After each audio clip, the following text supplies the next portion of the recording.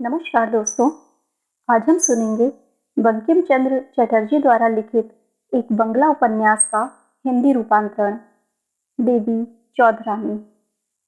देवी चौधरानी एक निर्धन, निसहाय और परिस्थितियों से विवश एक लड़की प्रफुल्ल की कहानी है, जो एकाएक इतनी धनवान और शक्तिशाली बन जाती है कि वह निर्धनों को धन और असहायों को भरपूर सहायता प्रदान करने लगती है।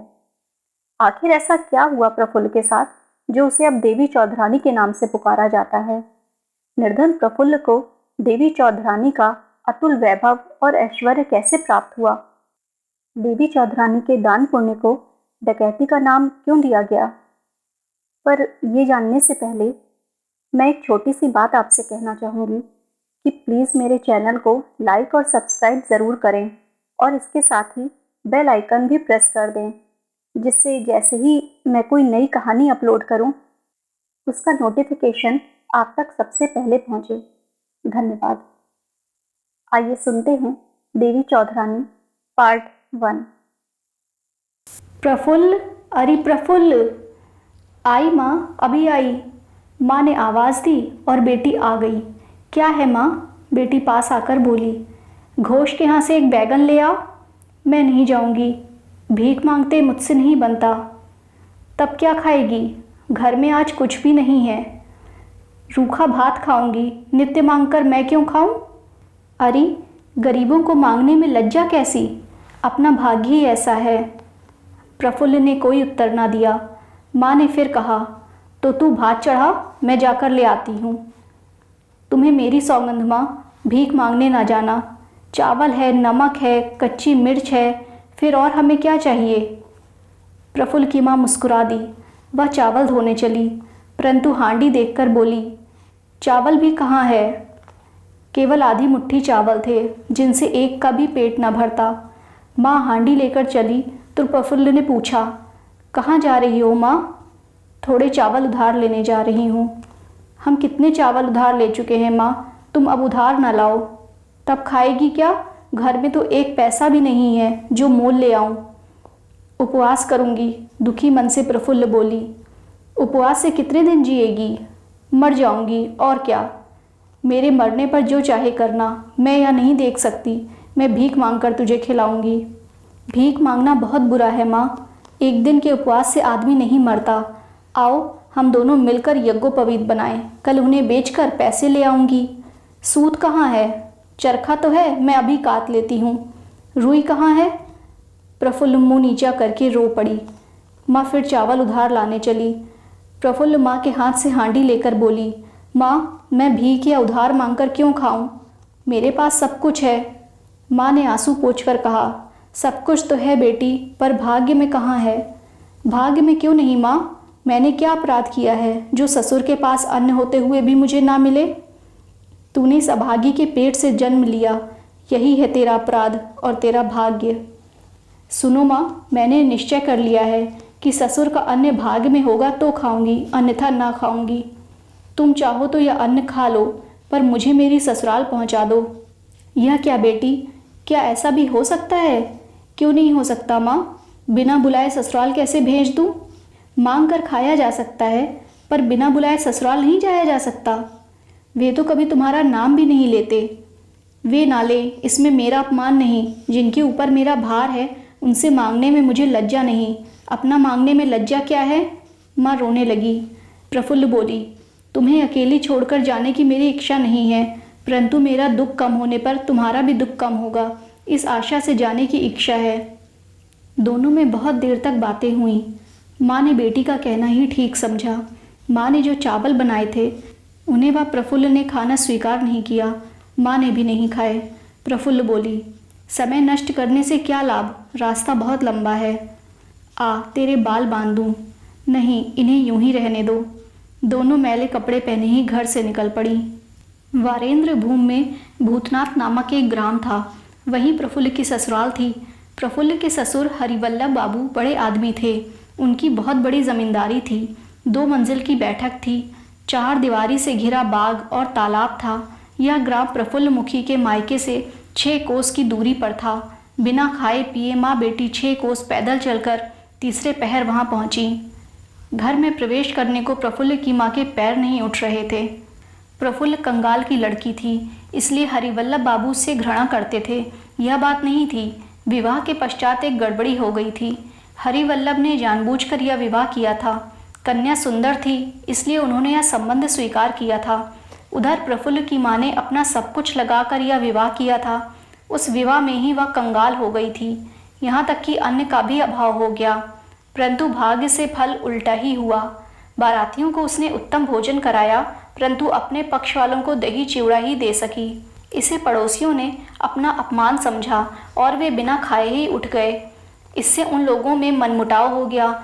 इसका पड़ोसियों ने भयंकर बदला लिया। रसोई छूने के दिन हरिवल्लभ ने प्रफुल्ल के पड़ोसियों को आमंत्रित किया। उनमें से कोई न गया और कहला दिया कि कुल्टा के साथ हरिवल्लभ बाबू ने रिश्तेदारी की है। आपको यह सब शोभा देता है, परंतु हम गरीबों की जाति ही सब कुछ है। हम जाति भ्रष्ट कन्या के हाथ का पानी भी नहीं पी सकते। भरी सभा में यह बात कही गई। हरिवल्लभ ने सोचा, विवाह के दिन पड़ोसियों का प्रफुल्ल के यहाँ भोजन न करने का यही कारण होगा। वे झूठ क्यों बोलेंगे? हरिवल्लभ ने उनका विश्वास कर लिया। निमंत्रित व्यक्तियों ने नववधू के हाथ का स्पर्श किया हुआ भोजन न ग्रहण किया। दूसरे दिन हरिवल्लभ ने वधू को उसके मायके भेज दिया। तभी से प्रफुल्ल का ससुराल से संबंध टूट गया। उन्होंने अपने पुत्र का दूसरा विवाह कर दिया। प्रफुल्ल की माँ ने एक बार कुछ सामान भेजा, परंतु हरिवल्लभ ने वह वापस करा दिया। इसी कारण आज उस घर में प्रवेश करते हुए प्रफुल्ल की माँ के पैर कांप रहे थे। अब यहाँ तक आने के बाद लौटा भी नहीं जा सकता था। दोनों ने साहस करके घर में प्रवेश किया। गृह स्वामी अंतःपुर में सो रहे थे। प्रफुल्ल की सास अपने बड़े केश चुनवा रही थी। तभी प्रफुल्ल और उसकी माँ वहाँ पहुँची। प्रफुल्ल ने घूंघट खींच लिया था। उसकी आयु तब 18 वर्ष की थी। गृहिणी ने पूछा, तुम कौन हो? प्रफुल्ल की माँ लंबी सांस छोड़कर बोली, क्या कहकर परिचय दूं आपको? क्या परिचय देने में तुम्हें बहुत कुछ बताना होगा? हम लोग तुम्हारे संबंधी हैं। संबंधी? कैसे संबंधी? तारा की माँ एक नौकरानी यहाँ काम करती थी। वह प्रफुल्ल के घर हो आई थी। वह बोली, मैं पहचान रही हूँ, समधन है। समधिन? कैसी समधिन? दुर्गापुर वाली समधिन, तुम्हारे बड़े लड़के की सास। गृहिणी कुछ अप्रसन्न होकर बोली, बैठो। समधिन बैठ गई, जबकि प्रफुल्ल खड़ी रही। गृहिणी बोली, यह लड़की कौन है तुम्हारे साथ? आपकी पुत्रवधू है। गृहिणी कुछ देर चुप रही, फिर बोली, तुम लोग यहाँ कहाँ आई थीं? आपके पास। क्यों? क्या मेरी बेटी अपनी ससुराल ना आती? आती क्यों नहीं? सास ससुर जब बुलाते तब आती। भले आदमियों के लड़के लड़की इसी तरह आते हैं। सास ससुर यदि 7 जन्म बुलाने का नाम ना ले तब? यदि नाम ना ले तो ना आए। तो खिलाए कौन? मैं अनाथ विधवा तुम्हारी पुत्रवधू को कहाँ से खिलाऊं? खिला नहीं सकती तो पैदा क्यों की थी? तुमने खाने पहनने का हिसाब लगाकर पेट रखा था, तो उसी के साथ लड़के की बहू के खाने पहनने का हिसाब क्यों नहीं लगाया? अरे बाप रे, यह औरत तो घर से संग्राम करने को तैयार होकर आई है। नहीं, संग्राम करने नहीं आई हूँ। आपकी बहू अकेली नहीं आ सकती थी, इसलिए पहुँचाने आई हूँ। अब जा रही हूँ। इतना कहकर प्रफुल्ल की माँ घर से निकलकर चली गई। माँ चली गई, प्रफुल्ल वहीं रही। वह वैसे ही घूंघट निकाले खड़ी रही। सास बोली, तुम्हारी माँ गई, तुम भी जाओ। प्रफुल्ल हिली तक नहीं। वह प्रस्तर प्रतिमा के समान अपने स्थान पर चुपचाप खड़ी रही। अरे तू जाती क्यों नहीं? खड़ी कैसे रह गई? क्या मुसीबत है? प्रफुल्ल की सास तेज स्वर में चिल्लाई, फिर तुम्हें पहुंचाने एक आदमी भेजना होगा। अपनी माँ के साथ चली जाओ। अब प्रफुल्ल ने घूंघट उठाया। चांद की तरह उसका मुख खुला। उसकी आंखों से आंसू बह रहे थे। सास ने मन में सोचा, आह, ऐसी चांद सी बहू लेकर भी मैं गृहस्थी न चला पाई। उसका मन कुछ नरम हुआ। प्रफुल्ल अस्फुट स्वर में बोली, मैं अब जाने के लिए नहीं आई हूँ माँ। मैं क्या करूँ बेटी? क्या मेरी इच्छा नहीं है कि तुम्हें लेकर गृहस्थी चलाऊँ? परंतु लोग तरह तरह की बातें कहते हैं। जातिच्युत होने के भय से तुम्हें छोड़ना पड़ा है। माँ, जातिच्युत होने के भय से क्या संतान को त्यागा जाता है? प्रफुल्ल आर्द्र स्वर में बोली, क्या मैं तुम्हारी संतान नहीं हूँ? प्रफुल्ल की बात सुनकर सास का मन और भी नरम हो गया। वह बोली, मैं क्या करूँ बेटी? प्रफुल्ल बोली, कुछ भी सही। आपके घर में कितनी ही दासियाँ हैं, मैं आपके यहाँ दासी बनकर ही रहना चाहती हूँ। गृहिणी अब कुछ न कह सकी। वह बोली, लड़की तो लक्ष्मी है, रूप में भी और बातों में भी। गृह स्वामी से पूछूं, वे क्या कहते हैं? तुम यहाँ बैठो बेटी। प्रफुल्ल बैठ गई। तभी द्वार की ओर से एक 14 वर्षीय सुंदरी ने, जो घूंघट निकाले थी, प्रफुल्ल को बुलाया। प्रफुल्ल ने सोचा, यह कौन है? वह उठकर उस बालिका के पास चली गई। गृहिणी ने गृह स्वामी के कक्ष में प्रवेश किया है। गृह स्वामी नींद से उठकर हाथ मुंह धो रहे थे। उनका मन प्रसन्न करने के लिए गृहिणी बोली, तुम्हें किसने जगा दिया? मैंने सबको मना किया, परंतु कोई सुनता ही नहीं। जगाती तो तुम ही हो। आज शायद कुछ काम है, मुझे किसी ने जगाया नहीं। बात क्या है? गृहिणी हंसते हुए बोली, आज एक घटना घटी है, उसे ही कहने आई हूँ। इस प्रकार भूमिका बांधकर और जरा मटक कर गृहिणी ने प्रफुल्ल के आने की बात कही।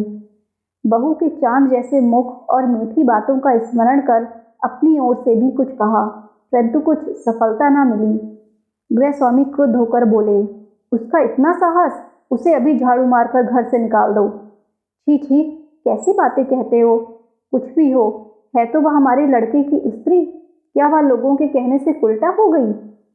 गृहिणी ने बहुत बातें की, परंतु सब व्यर्थ। उल्टा को झाड़ू मारकर निकाल दो, यही आज्ञा अंतिम रही। अंत में गृहिणी क्रुद्ध होकर बोली, झाड़ू मारनी है तो तुम ही मारो, मैं बीच में नहीं पड़ूंगी। यह कहकर गृहिणी तेज कदमों से उस कक्ष से बाहर चली आई। गृहिणी जहाँ प्रफुल्ल को छोड़ गई थी, वह उसे वहां न मिली। प्रफुल्ल को सामने वाले कक्ष में बैठी हुई एक 14 वर्षीय लड़की ने अपने पास बुला लिया था और प्रफुल्ल के कक्ष में घुसते ही उसने दरवाजा अंदर से बंद कर लिया था। प्रफुल्ल ने पूछा, द्वार क्यों बंद कर लिया? लड़की धीरे से बोली, जिससे कोई अंदर आने ना पाए, मुझे तुमसे कुछ बातें करनी है। प्रफुल्ल, तुम्हारा नाम क्या है? लड़की, मेरा नाम सागर है। प्रफुल्ल, तुम कौन हो बहन? सागर, मैं तुम्हारी सौत हूँ। प्रफुल्ल, तुम मुझे पहचानती हो? क्यों? सागर, अभी द्वार की ओर से मैंने सब कुछ सुना है। प्रफुल्ल, तुम हो उनकी गृहिणी? सागर, मैं अभागिन गृहिणी कैसे हो सकती हूँ? न मेरे दांत उतने बड़े बड़े हैं और न मैं उतनी काली ही हूँ। प्रफुल्ल, किसके दांत बड़े बड़े हैं? सागर, जो गृहिणी है, और किसके? प्रफुल्ल, वह कौन है? सागर, तुम नहीं जानती? जानती भी कैसे, कभी यहाँ रही ही नहीं। हमारी एक और सौत है। प्रफुल्ल, मैंने तो अपने अतिरिक्त एक ही विवाह की बात सुनी थी, मैंने सोचा तुम ही होगी बस।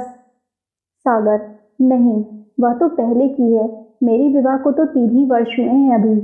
प्रफुल्ल, क्या वह बहुत भद्दी है? सागर नाक सिकोड़कर घृणित भाव से बोली, मुझे उसका रूप देखकर उल्टी आती है। प्रफुल्ल ने हंसते हुए धीमे स्वर में कहा, इसीलिए शायद तुमसे विवाह हुआ। सागर गंभीरता से बोली, नहीं, किसी से कहना मत, तुम्हें बताती हूँ। मेरे बाप के पास बहुत रुपया है, मैं अपने बाप की अकेली संतान हूँ। उसी रुपये के लिए। प्रफुल्ल स्वीकारात्मक ढंग से सिर हिलाते हुए बोली, समझी, अब कुछ कहने की आवश्यकता नहीं है। तुम सुंदर हो और वह भद्दी, फिर वह उनकी गृहिणी कैसे हुई? सागर, मैं अपने बाप की अकेली संतान हूँ, मुझे वह जल्दी से यहाँ भेजते नहीं। मेरे पिता से हमारे ससुर की पटती भी नहीं है, इसीलिए मैं यहाँ नहीं रहती। कभी कभी आती हूँ, 2-4 दिन हुए आई हूँ, शीघ्र ही चली जाऊंगी। प्रफुल्ल ने देखा सागर सरल लड़की थी, उससे बोली, तुमने मुझे क्यों बुलाया? सागर, कुछ खाओगी? प्रफुल्ल, अब क्या खाऊंगी? सागर, तुम्हारा मुख सूखा है, बहुत दूर से चलकर आई हो, तुम्हें प्यास लगी होगी। किसी ने भी तुमसे खाने को नहीं पूछा, इसलिए मैंने तुम्हें बुलाया है। प्रफुल्ल ने कुछ भी न खाया और न पिया था, प्यास से उसके होंठ सूख रहे थे। वह अनुरोध करते हुए बोली, सासू माँ ससुर जी के पास गई हैं, मुझे उनका फैसला सुनना है। मेरे भाग्य में क्या है, यह जाने बिना मैं यहाँ का कुछ न खाऊंगी। सागर प्रफुल्ल को समझाते हुए बोली, नहीं नहीं, तुम्हें इन लोगों का कुछ भी खाने की बिल्कुल आवश्यकता नहीं है, खाने के लिए मेरे मायके का है। यह कहकर सागर भोजन की कुछ सामग्री लेकर प्रफुल्ल के मुंह में ठूंसने लगी। प्रफुल्ल को कुछ खाना ही पड़ा। सागर ने ठंडा पानी दिया, उसे पीकर प्रफुल्ल कुछ स्वस्थ हुई। वह बोली, मैं तो स्वस्थ हुई, परंतु मेरी माँ बिना खाए मर जाएगी। सागर ने पूछा, तुम्हारी माँ कहाँ गई? प्रफुल्ल अनभिज्ञता प्रकट करते हुए बोली, मैं क्या जानूं, शायद कहीं बाहर खड़ी होगी। सागर, एक काम करूं? प्रफुल्ल, क्या? सागर, ठाकुरानी को उनके पास भेजूं? प्रफुल्ल, ठाकुरानी कौन है? सागर, ठाकुर की बुआ, वे यहीं रहती हैं। प्रफुल्ल, वे क्या करेंगी? सागर, तुम्हारी माँ को कुछ खिलाएंगी? प्रफुल्ल, माँ यहाँ का कुछ भी ना खाएगी। सागर, धत, किसी ब्राह्मण के घर तो खाएगी। प्रफुल्ल, जो इच्छा हो करो, माँ का कष्ट सहा नहीं जाता। सागर ने ब्रह्म ठाकुरानी को सब समझाया। वह बोली, हाँ बेटी, गृहस्थ के घर से कोई भूखा कैसे जा सकता है? वह उन्हें खोजने चली। प्रफुल्ल बोली, पहले जो बातें कर रही थी वही करो बहन। सागर, बातें क्या हैं? मैं यहाँ नहीं रहती, रह भी ना पाऊंगी। मेरा भाग्य तो मिट्टी के आम जैसा है, देवता का भोग कभी नहीं बनूंगी। तुम आई हो तो जैसे भी हो रहो, मैं उस चुड़ैल को देख भी नहीं सकती। प्रफुल्ल, मैं तो रहने ही आई हूँ, रहने पाऊँ तब तो। सागर, देखो, ससुर की आज्ञा ना भी हो तब भी तुम चली ना जाना। प्रफुल्ल, जाऊंगी नहीं तो क्या करूंगी? किस लिए रहूंगी? रहूं तो यदि। सागर, यदि क्या? प्रफुल्ल, यदि तुम मेरा जन्म सार्थक कर सको। सागर, वह कैसे होगा बहन? प्रफुल्ल थोड़ा हंसी, परंतु तुरंत ही उसकी आंखों से आंसू गिरने लगे। वह बोली, नहीं समझी बहन? सागर तब समझी। वह कुछ सोच कर बोली, संध्या के बाद इसी कोठरी में आकर बैठना, दिन में तो दर्शन मिलना कठिन है। प्रफुल्ल बोली, पहले अपना भविष्य जाने तब तुमसे भेंट करूंगी। भाग्य में जो कुछ भी हो, एक बार उनसे भेंट करके जाऊंगी। वे क्या कहते हैं यह भी सुनकर जाऊंगी। इतना कहकर प्रफुल्ल बाहर आई। सास उसे खोज रही थी। प्रफुल्ल को देखकर सास ने पूछा, कहाँ गई थी बेटी? प्रफुल्ल, घर द्वार देख रही थी।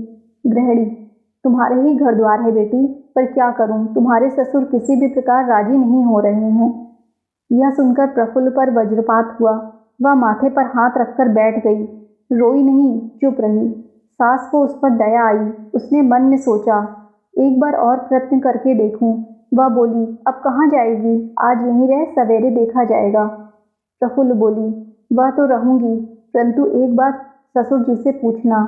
मेरी माँ चरखा काटकर पेट भरती है, उससे एक आदमी का भी पूरा नहीं पड़ता है। आप पूछना, मैं क्या काम करके खाऊं? मैं नीच हूँ, तुच्छ हूँ तो फिर भी उनकी पुत्रवधू कैसे दिन बिताए? सास बोली, अवश्य पूछूंगी। प्रफुल्ल उठकर खड़ी हो गई। संध्या काल उसी कोठरी में सागर और प्रफुल्ल आपस में बातें कर रही थीं कि तभी किसी ने द्वार खटखटाया। सागर बोली, कौन है? मैं हूँ। सागर ने प्रफुल्ल का हाथ दबाकर धीरे से कहा, बोलना नहीं, वही चुड़ैल आई है। प्रफुल्ल, सौत? सागर, हाँ, चुप। कोठरी में कौन है? बोलती क्यों नहीं सागर बहू? सागर, तुम कौन हो? नाइन हो क्या? अरे मर, मैं क्या नाइन हूँ? सागर, फिर कौन हो? तेरी सौत। सौत, नयन बहू। बहू का नाम नयनतारा था। लोग उसे नयन बहू कहकर पुकारते थे, और सागर को सागर बहू। सागर बोली, कौन दीदी? भला तुम क्यों नाइन जैसी होने लगी? वह तो गोरी है। नयनतारा, अरे मर भी, मैं क्या उससे भी काली हूँ? सौत ऐसी ही होती है, अभी 14 वर्ष की ही है ना। सागर, 14 वर्ष से क्या हुआ? तुम तो 17 की हो। तुमसे अधिक मेरा रूप भी है और यौवन भी। नयनतारा, रूप यौवन को बाप के घर बैठकर चाटना। मैं तुझसे एक बात पूछने आई हूँ। सागर, क्या बात दीदी? नयनतारा, बात क्या कहूँ, तूने तो द्वार ही नहीं खोला, संध्या से ही द्वार बंद करके बैठ गई। सागर, मैं छिपकर संदेश खा रही थी, क्या तुम नहीं खाती? नयनतारा, खा, मैं पूछती थी कि एक और बढ़ोतरी हुई है क्या? सागर, और एक क्या, पति? नयनतारा, अरे नहीं, ऐसा भी क्या कभी होता है? सागर, होता तो बहुत अच्छा होता, नया तुम्हें देकर इन्हें अपने साथ ले जाती। नयनतारा, अरे ऐसी बात जबान पर भी ना लाना। सागर, और मन में क्यों? नयनतारा, जो मन में आए मुझे कह ले। सागर, साफ साफ नहीं कहती तो क्या उत्तर दूं बहन? नयनतारा, एक और बहू आई है क्या?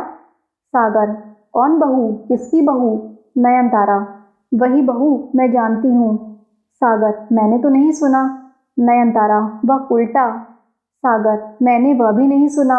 नयनतारा, हमारी एक उल्टा सौत और है, सुना नहीं तूने? सागर, नहीं तो। नयनतारा, वह जो पहले विवाह हुआ था। सागर, परंतु वह तो ब्राह्मण की लड़की है। नयनतारा, ब्राह्मणी होती तो उसके साथ गृहस्थी ना चलती। सागर, अगर पति तुम्हें विदा करके मेरे साथ गृहस्थी चलाए तो क्या तुम उल्टा हो जाओगी? नयनतारा, तुम मुझे गाली क्यों देती है री? सागर, तो तुम किसी को गाली क्यों देती हो जी? नयनतारा, अच्छा, मैं जाकर ठकुरानी जी से कहती हूँ, तू बड़े आदमी की लड़की है इसलिए मुझे मनमानी कहती है। यह कहकर नयनतारा लौट गई। सागर बोली, दीदी लौट आओ, द्वार खोलती हूँ। नयनतारा बहुत क्रुद्ध थी, परंतु यह देखने के लिए कि सागर ने कितने संदेश खाए हैं लौट पड़ी, पर कोठरी में प्रवेश कर प्रफुल्ल को देखकर बोली, यह कौन है री? सागर, प्रफुल्ल। नयनतारा, प्रफुल्ल कौन? सागर, उल्टा बहू। नयनतारा, अरे यह तो बड़ी सुंदर है। सागर, परंतु तुमसे अधिक नहीं है। नयनतारा, चुप, तंग ना कर। हाँ, तुझसे अधिक वास्तव में नहीं है। एक प्रहर रात्रि व्यतीत होने पर गृह स्वामी भोजन करने आए। गृहिणी भोजन कराने बैठी। गृह स्वामी ने पूछा, क्या कुलटा बहू चली गई या अभी यहीं पर है? गृहिणी बोली, रात को कहाँ जाती? क्या रात को मैं अपनी अतिथि बहू को भगा देती? गृह स्वामी, अतिथि को अतिथिशाला में जाना चाहिए। गृहिणी, मैंने कह दिया, मैं ना भगा सकूंगी। भगाना हो तो तुम ही भगाओ, परंतु बहू है तो बहुत सुंदर। गृह स्वामी, सुंदर भी उल्टा ही होती है। खैर, मैं ही भगा दूंगा।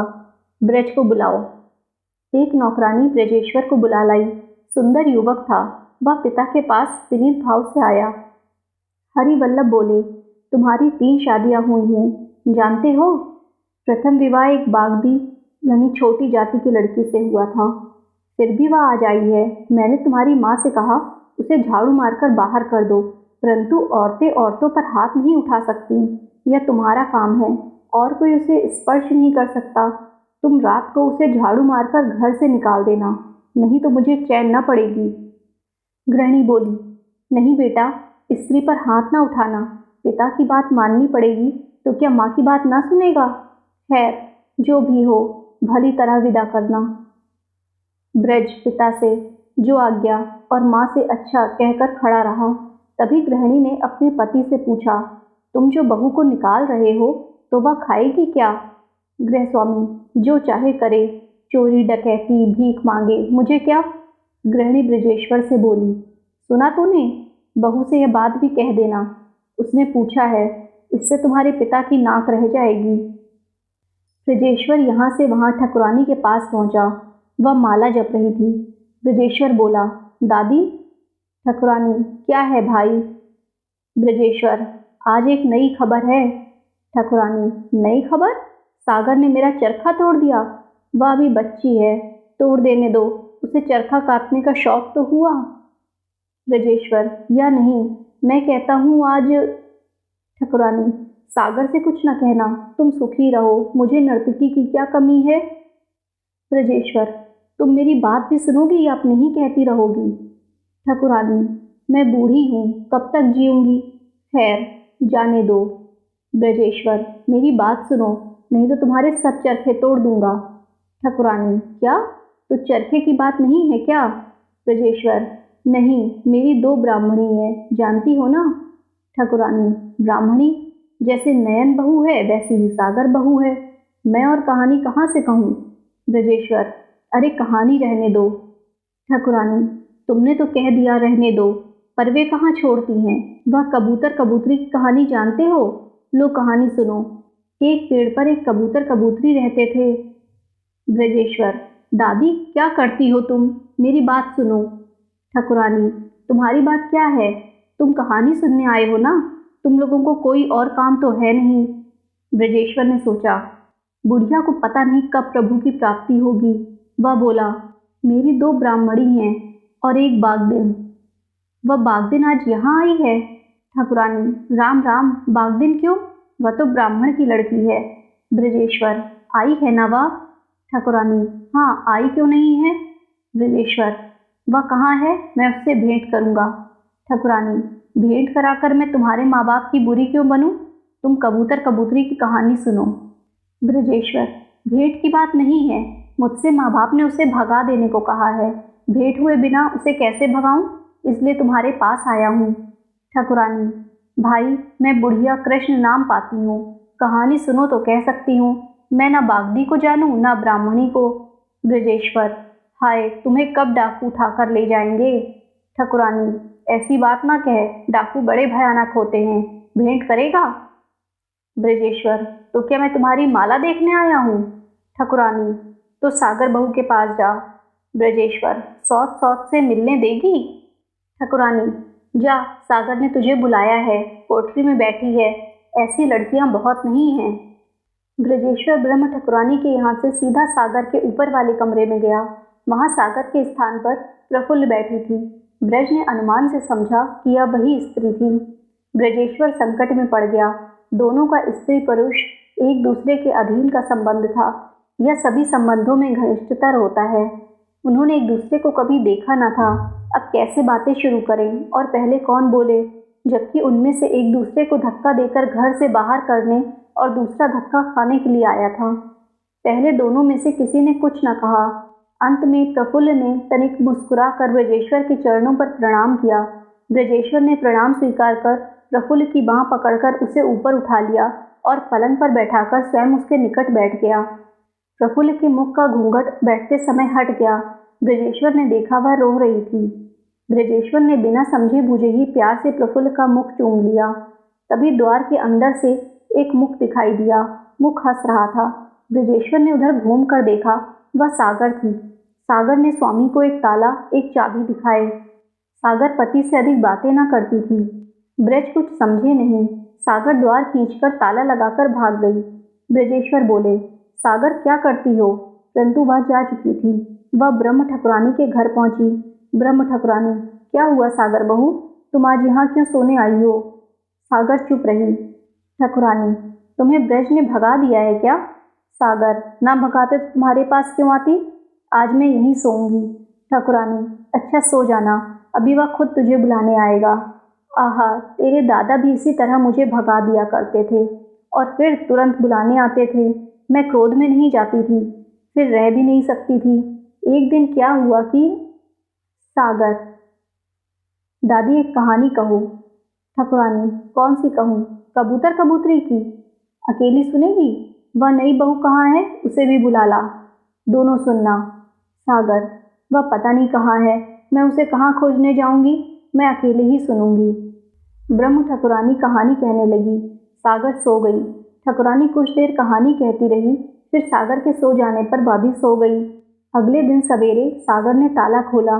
ताला खोलकर वह चुपचाप फिर ठाकुरानी का टूटा चरखा लेकर बुढ़िया के कान के पास चलाने लगी।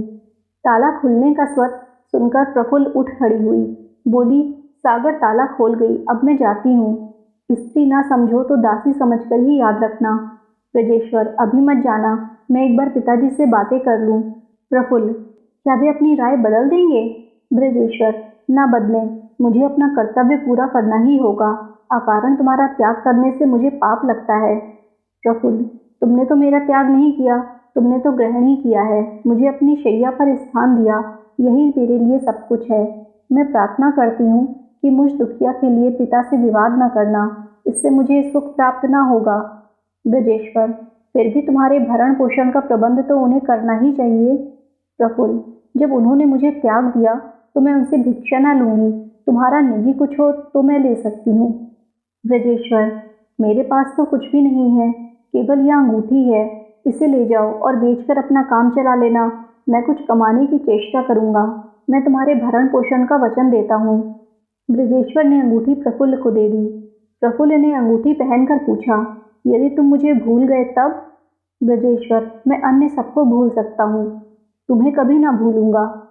प्रफुल्ल, आज के बाद यदि पहचान न सके तो? ब्रजेश्वर, यह मुख मुझसे कभी न भूला जा सकेगा।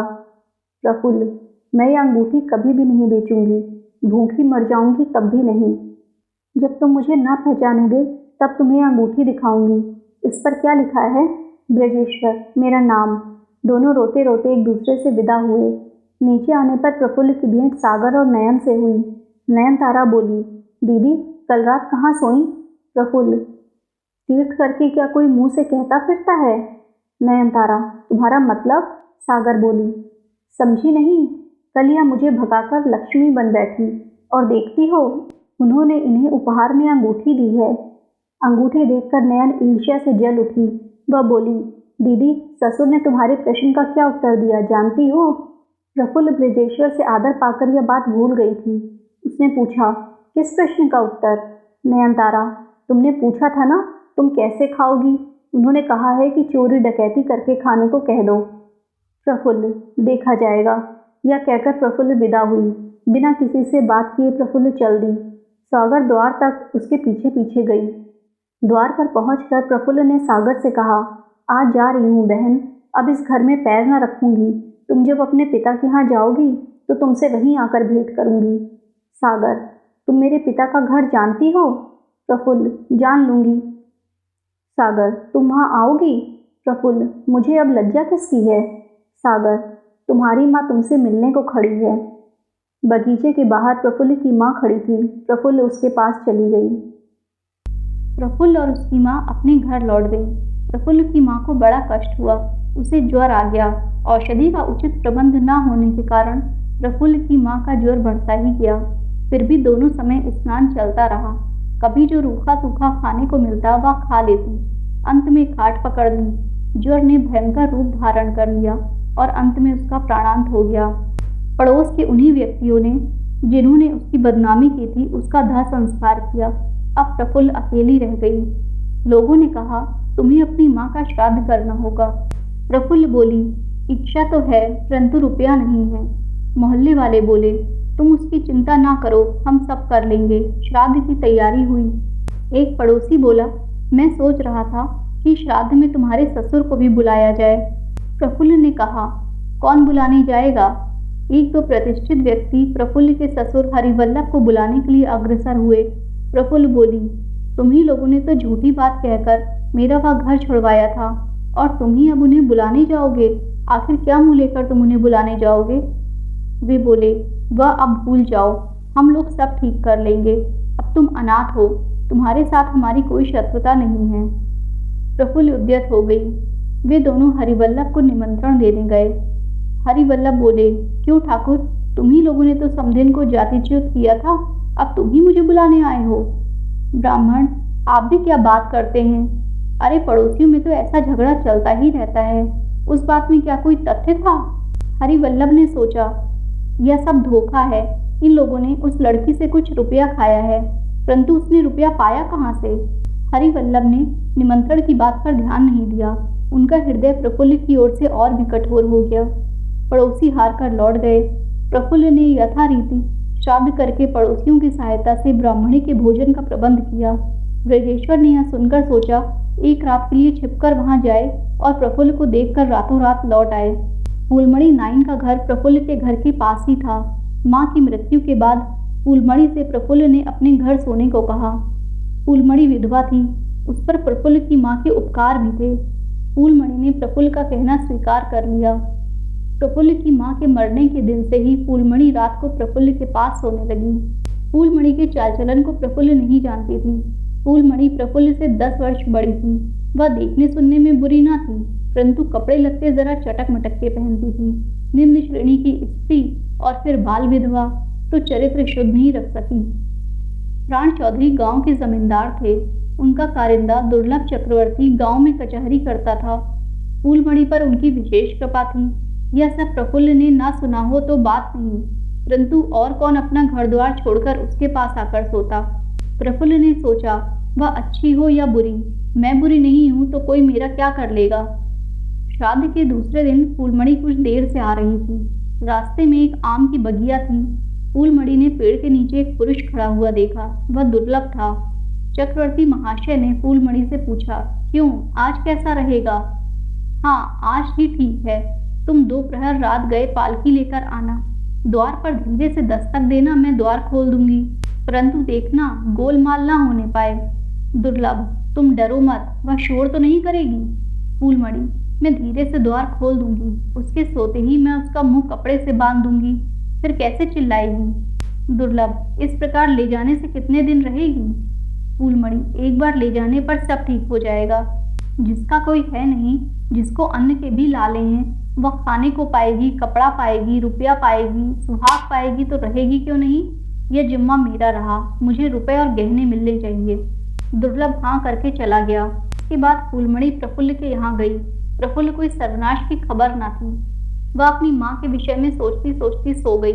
2 प्रहर रात गए, दुर्लभ ने द्वार पर दस्तक दी। फूलमणि ने द्वार खोल दिया। दुर्लभ ने प्रफुल्ल का मुंह बांधकर उसे पालकी में डाल दिया। कहार पालकी उठाकर प्राण बाबू के बिहार मंदिर की ओर चल पड़े।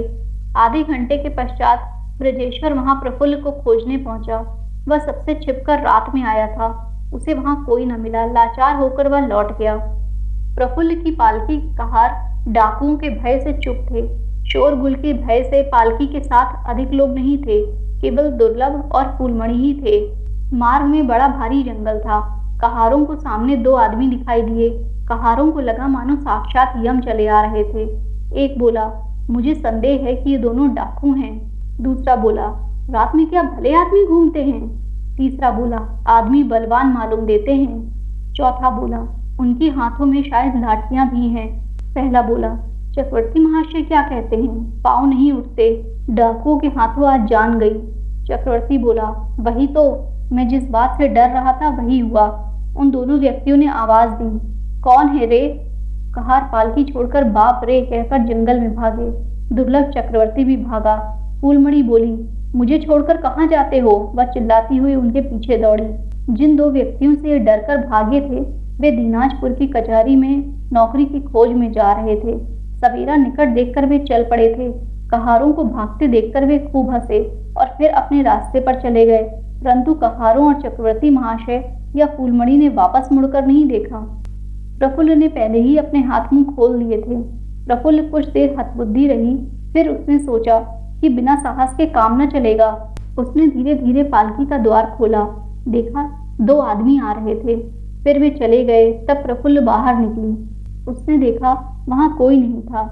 प्रफुल्ल ने सोचा कि उसका अपहरण करके ले जाने वाले वहां लौटेंगे, इसलिए उसे जंगल में छिप जाना चाहिए। सवेरा होने पर जो होगा देखा जाएगा। यह सोचकर वह जंगल में जा घुसी और कुछ देर में सवेरा हो गया। सवेरा होने पर प्रफुल्ल जंगल में इधर उधर घूमने लगी। उसने देखा वहां एक पगडंडी थी। प्रफुल्ल पगडंडी पर चल पड़ी। पगडंडी पर प्रफुल्ल काफी दूर निकल गई, परंतु ग्राम का कोई चिन्ह नहीं मिला। फिर पगडंडी भी लुप्त हो गई। आगे रास्ता नहीं था।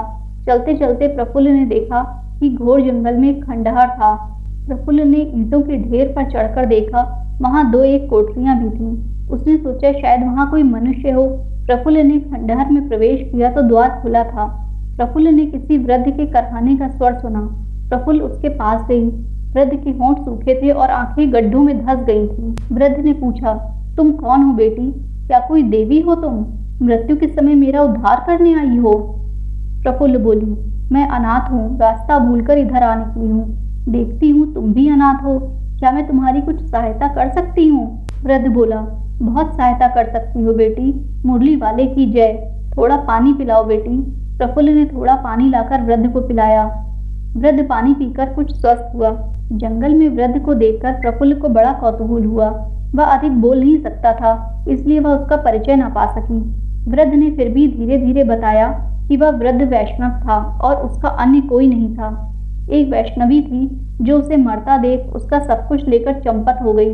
उसने प्रफुल्ल से प्रार्थना की कि उसके मरने पर उसे घसीटकर समाधि में डाल देना। प्रफुल्ल ने स्वीकार कर लिया। तब वृद्ध बोला, यहाँ मेरा कुछ रुपया गड़ा है। उसे वैष्णवी नहीं जानती थी। जानती होती तो उसे भी ले जाती।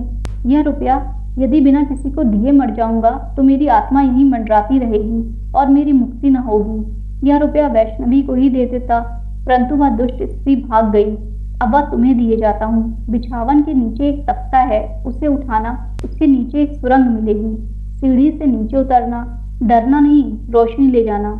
नीचे एक कोठरी है, उसके मध्य भाग में तुम्हें रुपया मिलेगा। प्रफुल्ल वृद्ध की सेवा करती रही। वृद्ध बोला, गौशाला में एक गाय है, दूध दूह सको तो दूह लाओ। प्रफुल्ल ने वही किया जो वृद्ध ने उससे कहा। तीसरे प्रहर वृद्ध का प्राणांत हो गया। प्रफुल्ल ने उसे ले जाकर समाधि में लिटा दिया और ऊपर से मिट्टी डाल दी। फिर पास के कुएं पर स्नान कर आधी धोती पहनी और आधी सुखा ली। इसके बाद वह फरसा कुदाल लेकर वृद्ध के रुपए की खोज में चली। वृद्ध उसे रुपया दे गया था, इसलिए उसे लेने में कोई दोष नहीं था। प्रफुल्ल ने तख्ता उठाया। उसके नीचे एक गड्ढा दिखाई दिया। प्रफुल्ल ने देखा उसमें नीचे उतरने की सीढ़ी थी। प्रफुल्ल को चकमक, सलाई इत्यादि सब कुछ मिल गया। वह गौशाला से कुछ फूस ले आई और उसे जलाकर सीढ़ी से उतरने लगी। फरसा कुदाल उसने पहले से ही नीचे फेंक दिए थे। नीचे एक कोठरी थी। उसने फूस जलाया। कोठरी में प्रकाश हो गया था। प्रफुल्ल वृद्ध द्वारा बताए हुए स्थान पर खोदने लगी। खोदते खोदते ठन से आवाज हुई। प्रफुल्ल को वहां पर्याप्त धन मिला। धन के घड़ों को अच्छी तरह गाड़कर वह बाहर आकर सो गई। पुआल के बिछावन पर पड़ते ही उसे नींद आ गई। आगे की कहानी जानने के लिए कृपया आप भाग 2 जरूर सुनें। धन्यवाद।